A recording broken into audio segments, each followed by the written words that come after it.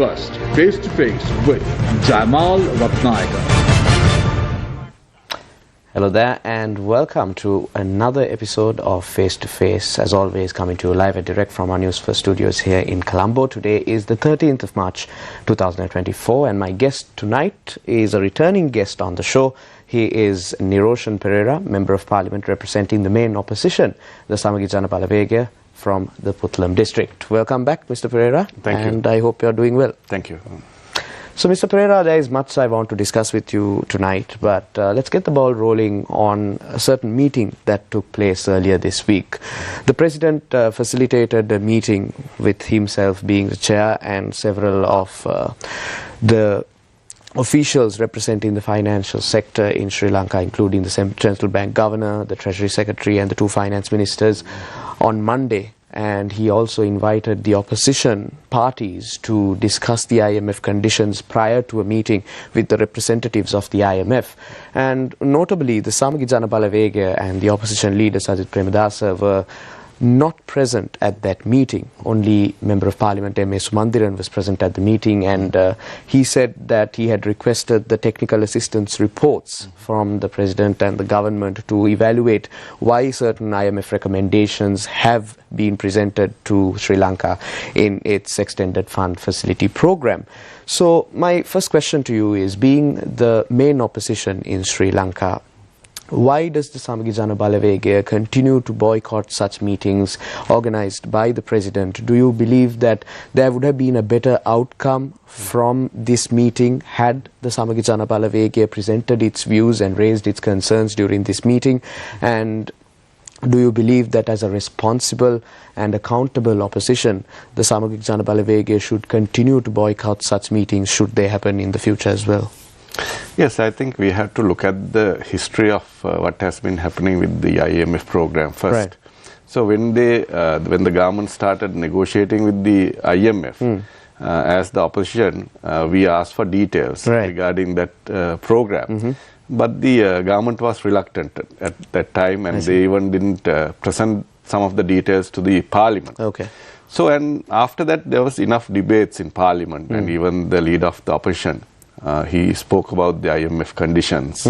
So I think if the government was very keen, they should have taken notes during these parliamentary debates, and actually gone and back with the IMF and tried to convince the IMF to lessen the burden on the Sri Lankan people.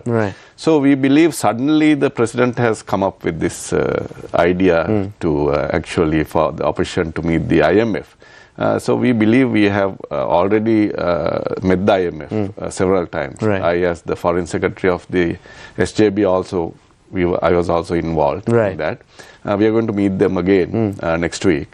So we have clearly stated that this IMF program should be altered. You know, there should be some amendments in the IMF program to lessen the burden on the people, and also for economic growth. We are not seeing economic growth with the current IMF program. So we want some economic growth coming into the country, so people can actually start living again. So you said that you met the representatives of the IMF before, and you are yet to meet them once more.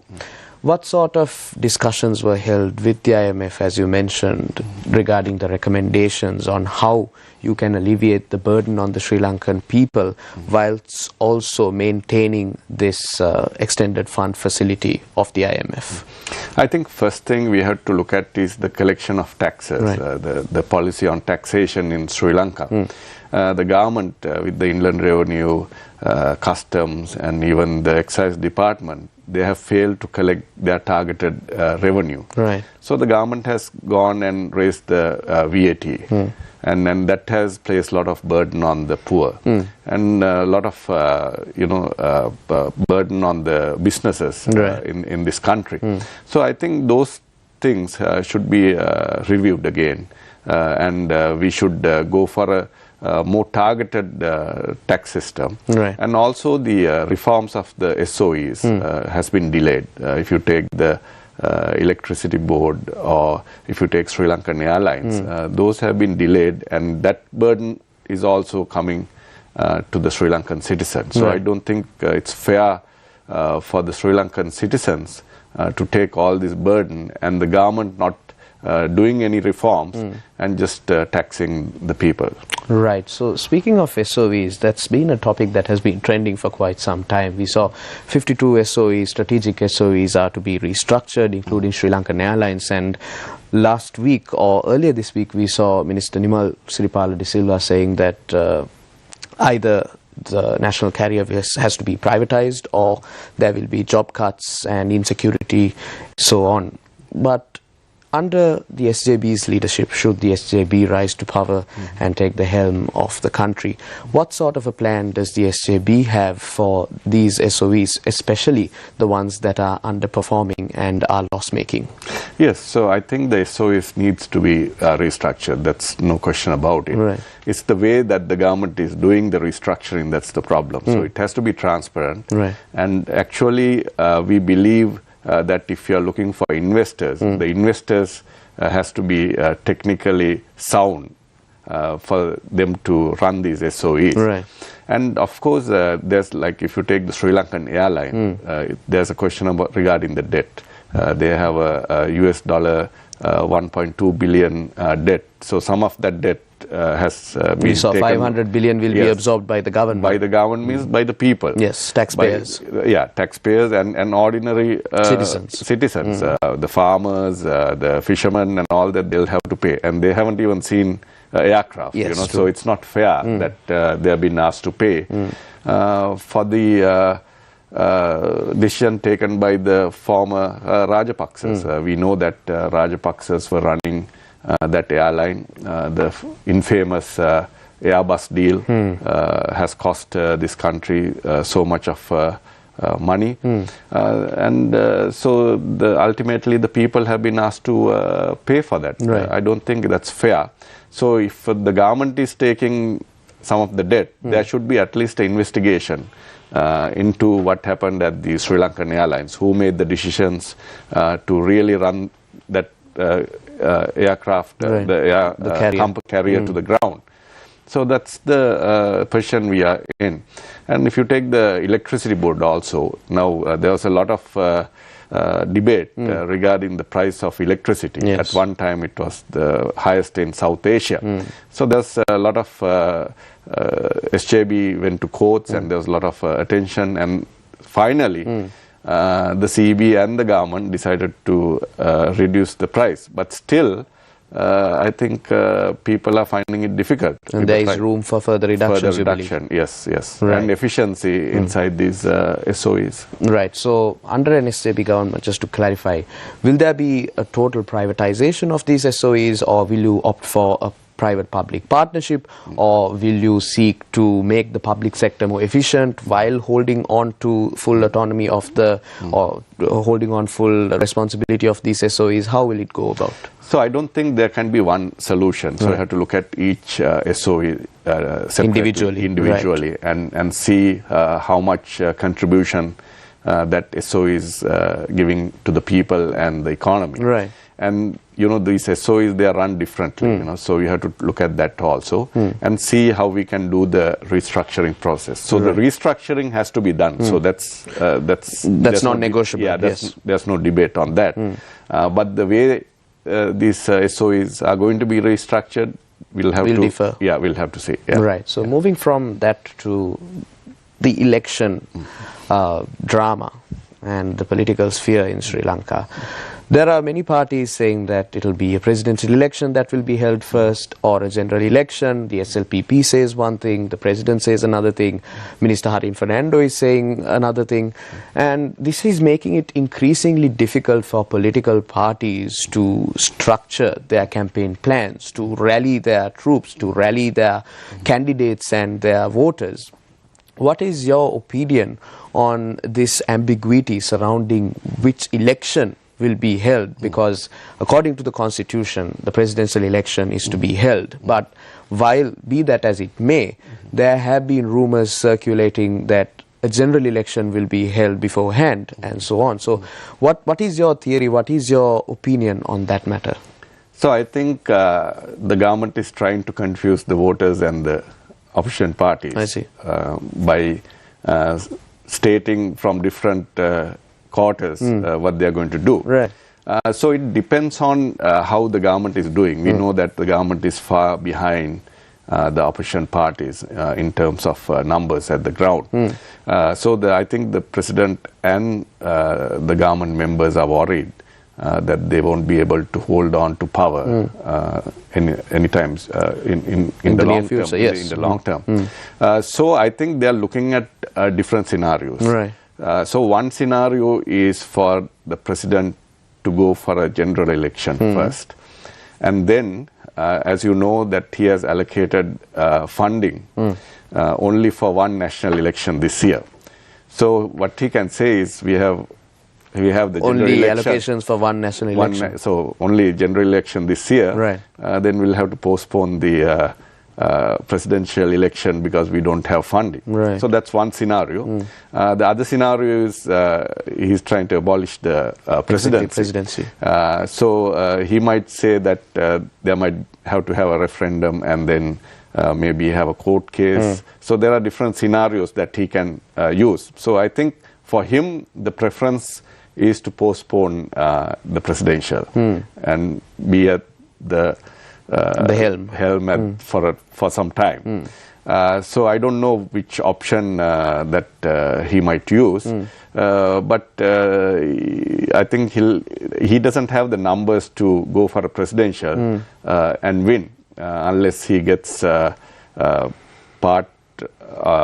members from the opposition into his camp. Right. So speaking about getting members of the opposition into a certain person's camp, we know when election season rolls over, there are a lot of crossovers that happen. Even the SJB has witnessed several of the members or representatives from other political parties joining forces with the SJB, pledging their alliance to the SJB. And I was watching the news earlier today, and Minister Harin Fernando was saying that the SJB is the UNP and that they will join forces eventually. So what do you make of this statement? Is there an underlying force or a discussion taking place between rejoining the UNP? Because essentially the representatives of the SJB used to be part of the UNP, as we all know. So are there discussions being held to form that sort of an alliance, Mr. Perera? Yeah, I think Minister Harin Fernando has been predicting this for quite some time. For a number of years, I think. See. Yes. Okay. But it hasn't happened. Yeah, we were part of the UNP, but I think now the policies are different. So I think if there's a ultimate solution, that solution should be that the SJB should take over the UNP. I see. And reform, not the other way around. But we believe that the government plan is to divide the SJB. If you look at the Kuliapitiya president's address, he was trying to divide the SJB using Harsha's some of his statements. So he's not only trying to divide the SJB, he's trying to divide the Pohottuwa, and even the NPP he's trying to divide with he might try to take Harini out from NPP. He will try to divide the TNA. So by dividing all these parties, he thinks that he can create a coalition. So you believe he is carrying out the practice of divide and conquer? Divide and conquer is the only option left for the president, I see. The way things are going. Because if he tries to go alone with the Pohottuwa, I think he'll end up losing very badly. Talking about the Pohottuwa, when Basil Rajapaksa arrived in the country, we saw Udayanga Veeratunga saying that he is here to restructure the Pohottuwa and to organize the political campaign of the SLPP. And the SLPP, as we know, regardless of what people might say regarding their mandate, the SLPP they have racked up landslide victories at whatever election they have faced. So I don't believe one can discount the support that the SLPP still has, regardless of what transpired over the past 2-3 years. So how big of a threat do you think the SLPP might be when it comes to any election? Yeah, so I think after the Aragalaya, the SLPP voter base has collapsed. Right. Yeah, so they are holding on to some part of the voter base they had before the Aragalaya. With the Aragalaya, as you know, the security of the members of parliament was the main reason that the MPs voted in favor of the current president. So I think that scenario will go forward because from what I know, the SLPP members of parliament, they are very concerned regarding their security after a national election. Right. So that will be one area that they will focus on. The other one is using the general election, how they can come back to parliament. That will be the other scenario that they will take into account. And of course, after that, it will be the country, Right. So first they will their own interest is going to be looked at. Yeah, will play because they won't say it publicly. But that will be one area that we'll have to really focus because the MPs taking decisions which alliance to support will depend on their security and their ability to come back into parliament. All right. So coming back to the economy of the country, we saw how the economic crisis took a very big toll on the SMEs, small and medium scale enterprises in Sri Lanka, and the opposition leader has been very vocal about protecting SMEs, especially when it comes to the Parate execution and laws regarding such matters. So what sort of plan does the SJB have or plan to execute should it come to power in order to first protect SMEs in Sri Lanka, give them the necessary funding required, and also uplift their levels and the standards of their operations in the country for them to contribute to Sri Lanka's economy thereon? Yes, so one area that we are going to focus is on income generation. Right. So it's very important that we protect the industries and the businesses we have right now. Yes. So if you look at the challenges, the high cost of electricity, high cost of labor, then the efficiency of the government and rules and regulations. So all these things have to be taken into account. So the SJB has started work on those areas. We have come up with certain policies. Could you elaborate on some of them? Yeah, so in introducing digital technology to run the government is one area that we are going to really focus on. Because that we believe we can really leverage and make the economy more efficient. That will give a boost to the small and medium scale enterprises. Right. And of course, restructuring the SOEs, especially the CEB, will actually give some much needed support for the industrial sector because it has been going down during the past couple of months. So those areas, I think the SJB is working on a very practical program. Some political parties, they have their slogans of how they are going to reform the economy. But that's not the case with the SJB. We are actually focusing really on implementing what we are going to do. Right. So eventually, Mr. Perera, the fact of the matter is you need the confidence and the votes of the people to execute whatever plans you have for the country in whatever industry you may consider. And being a young voter myself, I know that there are many out there who are still deciding who to vote for, because especially after the Aragalaya, it seems like the people have finally opened their eyes to move away from traditional politics, from traditional loyalties to certain political parties, to being pragmatic, to taking a more concerted effort when voting in their representatives. So what sort of a plan does the SJB have in that sense to convince voters that the SJB is going to be their first choice and the SJB is the best party or the option to take Sri Lanka forward? So in terms of the method of solving problems, I think the idea is one thing and implementation is another thing. To implement, you need a good team. Yes. So I think SJB has the best team to implement. We have a mix of professionals and people who are very sound at the ground level to carry out this program. So I think the team and the leadership of the SJB will be key in terms of carrying out a very practical program. And it should be a people-centric program, because we have seen the current government, they are not really concerned about the people. They are just concerned about the numbers. The numbers might look good, and the IMF might say this is a good program, but the people are suffering. So the people are angry, and people want to change. That's what we are looking at, seeing at the ground. So SJB knows that there's a problem, so we want to be the solution. So we hope that the government, the people will understand what we are trying to say. Especially, we are trying to modify the IMF program where it will be a less burden on the people and have a growth part in the program. So we have to have economic growth because without economic growth, we can't bring our country out of this debt trap. So you mentioned earlier during the program that you overlook foreign affairs for the SJB, and we know over the past few years, especially because of the economic crisis, there have been superpowers who have supported Sri Lanka, including India, China, and so on. And now this Indian Ocean region and the Sea of Sri Lanka has gained a lot of importance. It's no longer a backwater part of the world. What sort of plan will the SJB execute in maintaining cordial relations with all of these developed nations?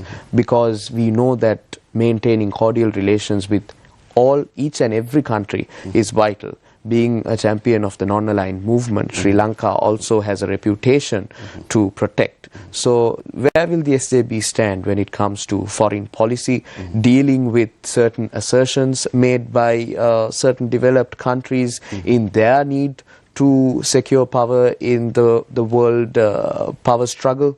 Where does the SJB stand?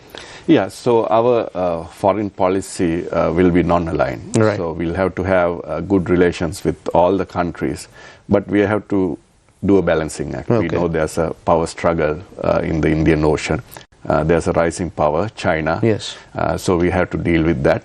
And of course, there's the USA, then the India, and of course the Japan and all the other European countries and so on. So we have been dealing with all those countries, and we have been trying to build up our relationship.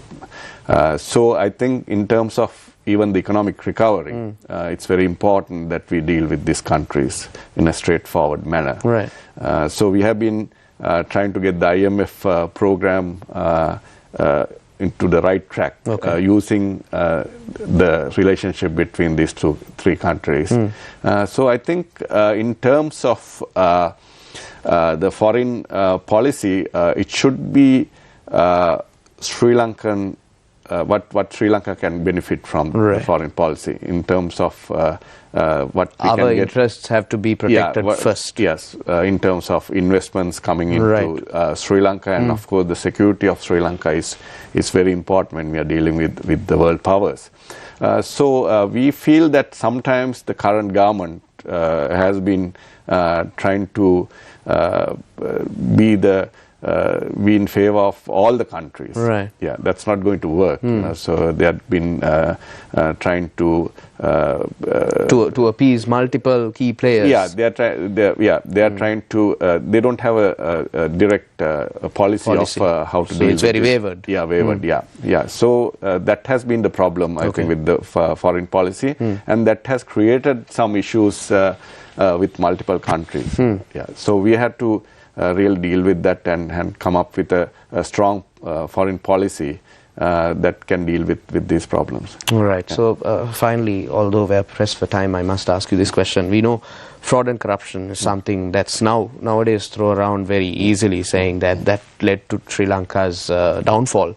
But nothing is really being done to address fraud and corruption in the country, although we know that the economy is performing slightly better and we are in an IMF program. There was a governance diagnostic tool that identified corruption vulnerabilities, but again, there seems to be very scant regard paid to addressing fraud and corruption in the country, to meet it out from the system. So what is the SJB's plan to address fraud and corruption, to create a corruption-free Sri Lanka for all of us? So the current government, they are depending on people who are associated with corruption for their survival. So I think a fresh mandate, we believe, will give the strength for the SJB leadership to really go after certain issues with corruption. So the Anti-Corruption Act needs to be implemented. It can't be just the law. So there should be a strong leadership to go after these corrupt parties and the practices which has been prevalent in Sri Lanka for a long time. So it will take some courage, political courage, and we believe that the Sri Lankan people, they also want this change. The anti-corruption drive should be one of the main themes that a new government should implement. All right. So very quickly, let me just touch on the matter of education.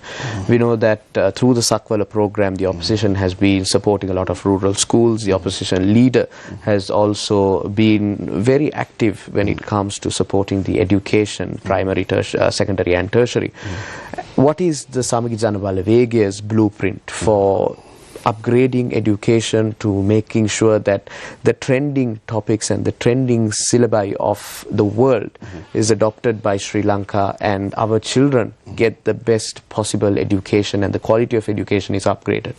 So as you know, the world is changing very fast. The technology and the knowledge is changing fast. So we have to meet those challenges, you know. We believe that Sri Lanka has been stuck in the past. We can't be stuck in the past and face challenges in the future. So we need to change the education system to suit the future. That's right. Our young generation needs to compete with the world. We can't be an isolated island anymore. So competition is the key for us to win the economic or any other challenges that we are going to face as a nation. So we believe that investing in education is very important. So that's why the leader of the opposition has started, even when he's in the opposition, he has started investing in education. You know, some people have been criticizing, saying that we are trying to get votes, but he has gone beyond just an election campaign, and he wants to make a difference in education. Right. So my guest tonight on Face to Face was Member of Parliament Niroshan Perera, representing the main opposition of Sri Lanka, Samagi Janabala Vega, returning guest on our show. We discussed many things, from the economy to what election will be held and the SJB's plans on foreign policy, uplifting SMEs and also Sri Lanka's education sector. Thank you very much, Mr. Perera, for joining me this evening. Thank you very much. And that's the way it was on Face to Face. Do join us tomorrow, same time, same place. And for the Newsfirst team, I'm Jama Ratnayaka. Take care and good night.